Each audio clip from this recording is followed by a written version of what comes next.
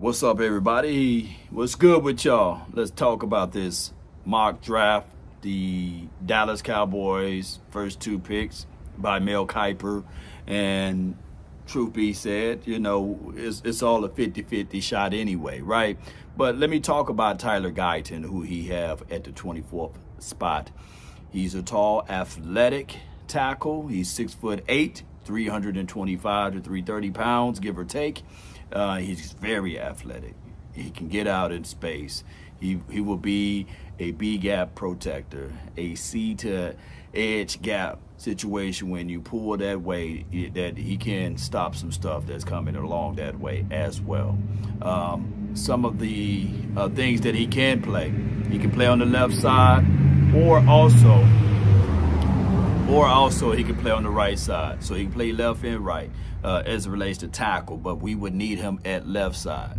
Here's the other thing. If you look at the cons of his game, he don't anchor well and he plays a little too tall. He's a little too tall. So, but shout out to Tyler Guyton, and there will be another Tyler to this team, especially with the mindset of what you would do, dare I say, with a Tyler Smith. Do you keep him at guard, who is an all-pro guard, by the way, or do you slide him to left tackle, move TJ Bass at guard, and then on top of that, figure out another way far as our interior, and that is the center play.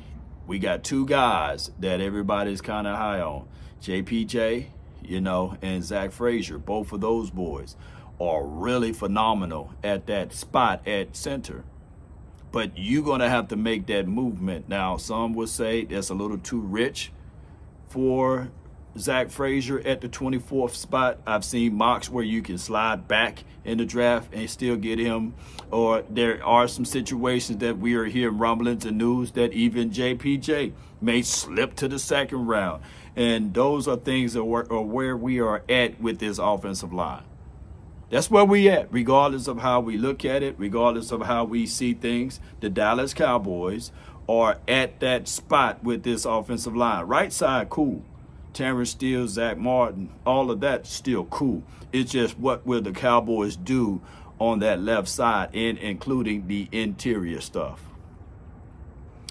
Look, the Dallas Cowboys, if they fall behind the mindset of, hey, BPA, and Tyler Guyton is there versus Brian Thomas, you better go ahead and make that decision to pull the trigger on Brian Thomas. That's just me. That's just me. But at the same time, within the confines of this offensive line, if you want to improve that, if you need a better offensive line, and you're saying that we're going to try to get it out of the mud with better offensive line play, here's the other conundrum of it. Mike Zim is on one-year deals, basically, or this is the final year of Mike McCarthy. He don't have time to draft and develop. He need ready-go guys now. So if it's a situation and scenario, if it's a deal whereas the Cowboys try to move back to get multiple picks, they got to hit on this particular draft. Why? Because they use this draft as their free agency. They use this draft as a Band-Aid to the bullet wound. They don't dance around in free agency, and that's just the bottom line on how the Cowboys operate. And what I'm trying to say here, ladies and gentlemen, if the Dallas Cowboys decide to go out here and grab a Tyler Guyton, just know that there still could be some growing pains. Just know that even within the confines of this particular system with Mike Solari, who is the offensive lineman coach, is that there still could be a situation that Austin Richards may be more developed at playing left tackle juxtaposed to Tyler Guyton. That's just all I'm saying. But here's the other thing that I have to bring to the forefront. It's the sun beaming, hitting the melanations for the nation. Baby, let's get it.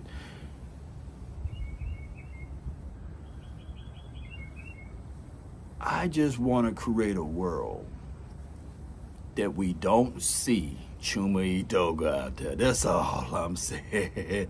We need to create a world that we don't see Chuma Edoga out there, because We seen how he glitch, and he seen how he hiccups, and we seen how he looked like he's sponsored by Prize Picks. And I'm like, damn, dog, you just gonna let the quarterback get hit without even blocking someone? But that's a whole nother conversation. The Dallas Cowboys with the 24th spot. We did numerous mock drafts where you can get busy in that particular spot. If you trade back, or if you stay with what you got with BPA, just understand that with that spot, Mike McCarthy, that this could be your last time in that position. So you got to have your mindset and be a little greedy and get the best player for you for the 2024 season. As well, Mike Zim. The second selection that Mel Kiper had was Jonathan Brooks, the running back. It's always tricky with the running back thing.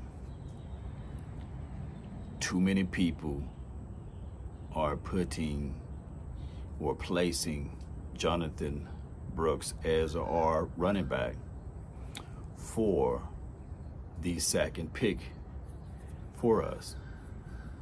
It could be true. And if the Cowboys do draft Jonathan Brooks, he's very much so a 2025 deal for us.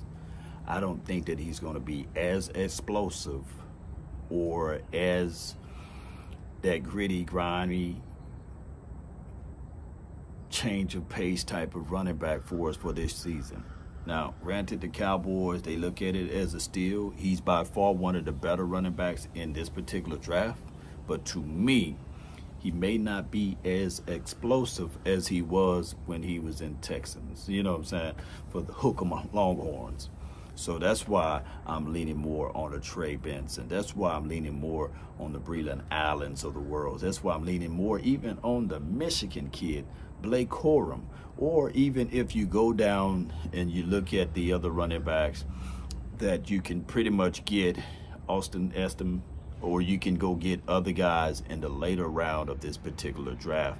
You don't necessarily have to pick a running back in the second round. Just because you didn't pick him early last year doesn't mean for this draft you got to pick him early for this draft. The running back class is slim but thick, meaning that it's bigger and better towards the latter end. You just got to figure out a way to get to it. That's all I'm saying. Slim, thick as it relates to the running back room.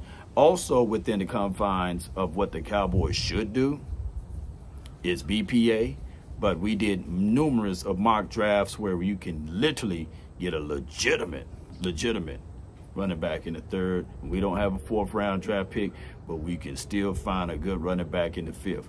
You can dance around and play around in those areas, Cowboy Nation, but that's Mel Kiper's first two mock drafts.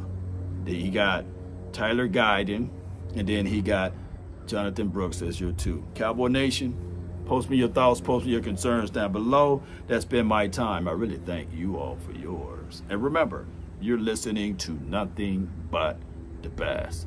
Cowboys, figure out to get an offensive line, figure out to get interior defensive line. You need to be able to run the ball and stop the run. Those are the two things that you need to do. That's all I'm saying. All right, salute and giddy up.